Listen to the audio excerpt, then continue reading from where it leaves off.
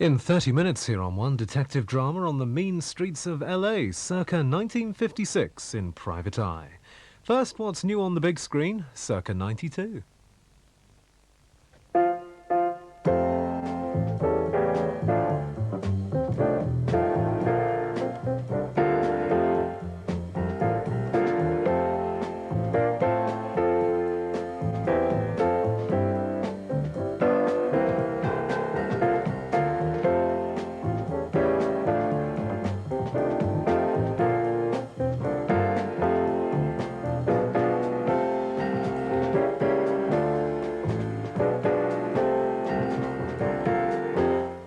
Tonight, Goldie Hawn and John Hurd star in Deceived. There's a report on last night's Oscar ceremony, and I'll tell you how you could win a trip to Hollywood in the Radio Times competition. Good evening. Now, don't worry, we'll come to the Oscars in a minute or two, but we start with Deceived, at the beginning of which Goldie Hawn is the woman who's got it all. A lucrative career as a fine art restorer in Manhattan, a doting and successful husband, John Hurd, and a nice kid, Ashley Peldon. What's more, she's still remarkably cute. Nobody who is pushing 47 has a right to be cute, but Goldie Hawn is. I don't know how she's managed to defy the laws of nature, but I strongly suspect that somewhere in her attic there's a fearful portrait of her that's getting less cute by the minute. However, that's neither here nor there. What concerns us for the moment is that in Deceived, her world suddenly starts splitting at the seams. There's a murder at the museum where Hurd works. An art forgery is discovered, and the finger of suspicion points unwaveringly at the world's most devoted husband and father. What are you doing? What's going on? What's all this? What happened? I was just looking for something. What? I found this in your suit pocket. The one you wore to Boston. You didn't go to Boston, did you? That was you at the Chesterfield Hotel, wasn't it? You found a piece of candy in my suit pocket, a stupid little mint, and suddenly I'm a liar?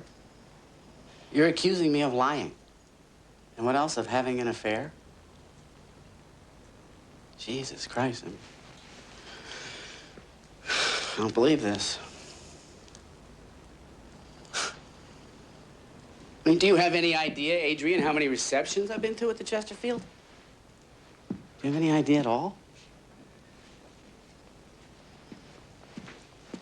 What else am I lying about, Adrian? What else? What about my nightgown? What about it? The lady called from the lingerie shop. She said you left your credit card there. On 53rd Street in New York. You told me that you bought it in Boston.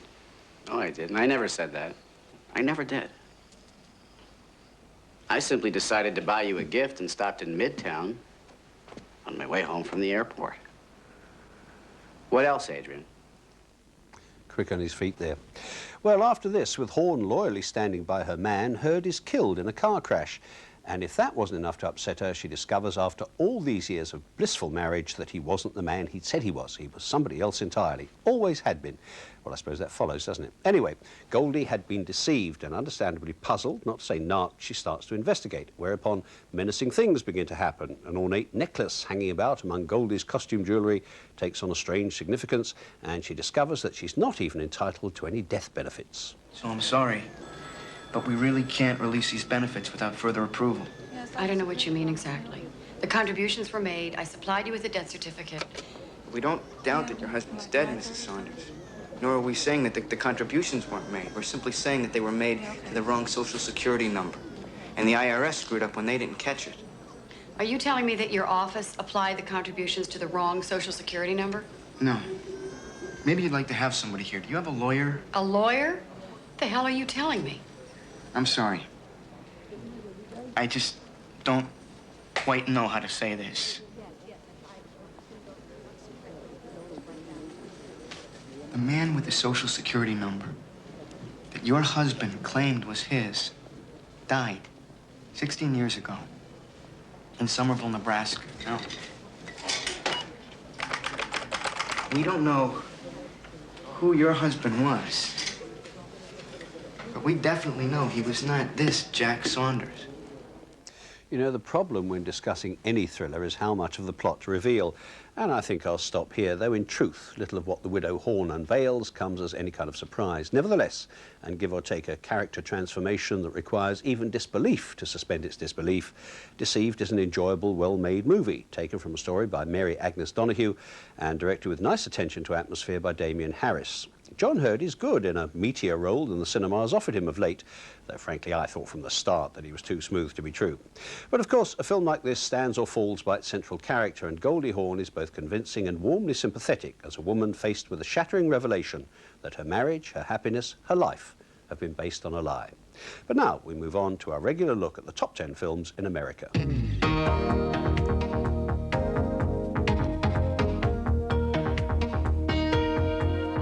At 10, The Hand That Rocks the Cradle, a vengeful nanny rules the world of a previously happy couple.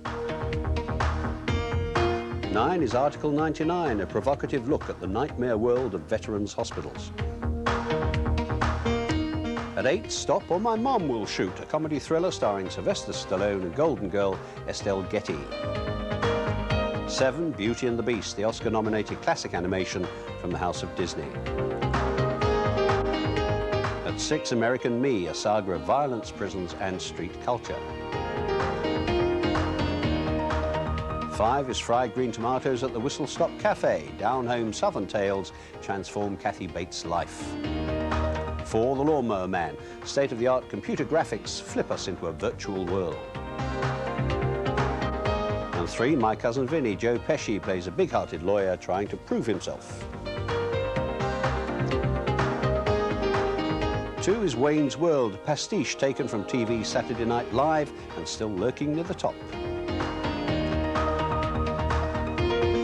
But up at number 1, we have Basic Instinct, Hollywood's current cause célèbre, a violent, steamy thriller with Michael Douglas and Sharon Stone.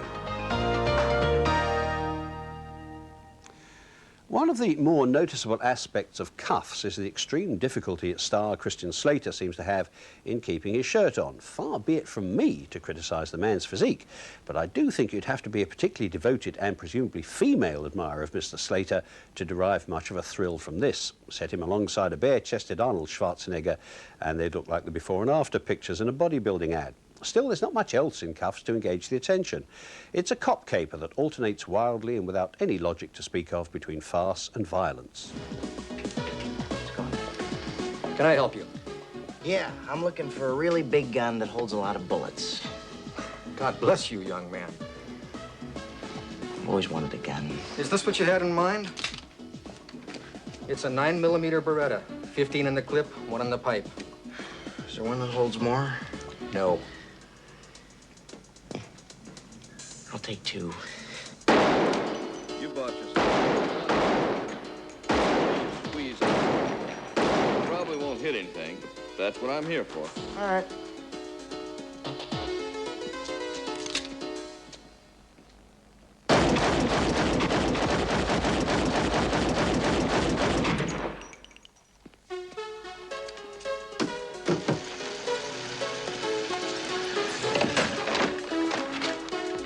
Where'd you learn to shoot like that? Never shot a gun before in my life. Slater, who has an irritating habit of confiding knowingly in the camera, plays college dropout George Cuffs, who's got his teenage girlfriend, Mila Jovovich, pregnant and is trying to work out how he can avoid marrying her. Sweet guy, you see. Then his brother, Bruce Boxleitner, who runs a private police force in San Francisco, and yes, they do have such things in San Francisco, is murdered, and Slater takes over the firm to avenge the crime. His inherited staff don't think much of him, and neither do the real police, who oversee these special patrols. So he's given a young cop, Tony Goldwyn, as a partner, which is where the comedy comes in, and there are frequent brushes with the killer, Leon Rippey, which is where the violence comes in. Hey, guys, what's going on? Nothing personal, George. But we all decided we don't want you as our boss. Well, this is the first, a boss being fired by his own employees. Well, tell me, Bill, who do you think should be boss, my little friend? Me. Well, nothing personal, Bill, but you're fired. You can't fire me. These people want me. We're not saying you can't own the business. We're just saying find somebody else with experience to run it. Is that what you're saying? That's right. Well, listen, since I have taken this job, I've been shouted at, I've been bribed. I've even been shot for you people. And now you're telling me you don't believe in me? Hey, listen, this is what we're gonna do, okay? If Bill beats me in a fair fight right here, right now, not only can Bill be boss, I'll give you the business for free. What do you say? You're not serious. Yeah, I am. But I gotta warn you, I'm pretty good. So if I win, I'm boss. If I say jump, your only answer is how high. You're on. Oh, come on, Bill. Come on, Bill. He was Golden Glove champion twice, George. Forget it. Hey, a deal's a deal. You can't back out now. All right, just make it quick, Bill. You won't feel a thing. Thank you. Is that what constitutes a fair fight these days? Well, it's all very uneven, and what it's about is how the self-centered, irresponsible, and of course, if you're particularly taken by Christian Slater with his shirt off, adorable George Cuffs, turns into a solidly dependable good egg who makes everything come right. Mildly diverting, but you've seen it all before in only slightly different guise.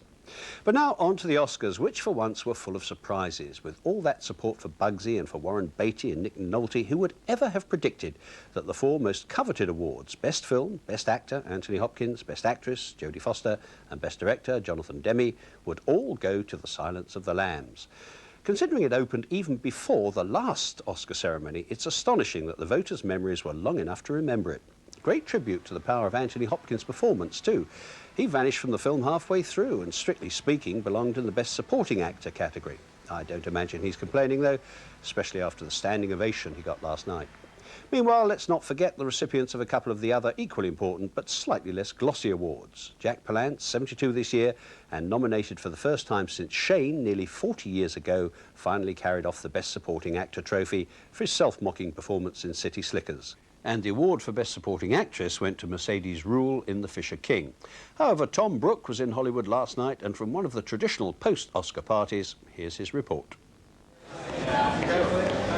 One of the happiest men in Hollywood last night had to be Anthony Hopkins. He said he was overwhelmed when he heard he'd won the Best Actor Oscar. It went into slow motion. Anthony Hopkins. It was all in slow motion. I got up on the stage and I thought, now what do I do? Saw Kathy Bates. I still haven't seen it. I'm going to watch it on video. Anthony Hopkins' co-star Jodie Foster was literally jumping with joy, shocked to win the Best Actress Oscar. After all, she won in the same category only 4 years ago. Oh, yeah. It's a bingo thing. He does the bingo thing where it's like, it's going to be a name, it's going to be a name, it's going to be a name. It's your name, you know, bingo. I don't know how to explain it. It's really sort of this incredible adrenaline rush, and at the time you certainly don't think about your performance and whether you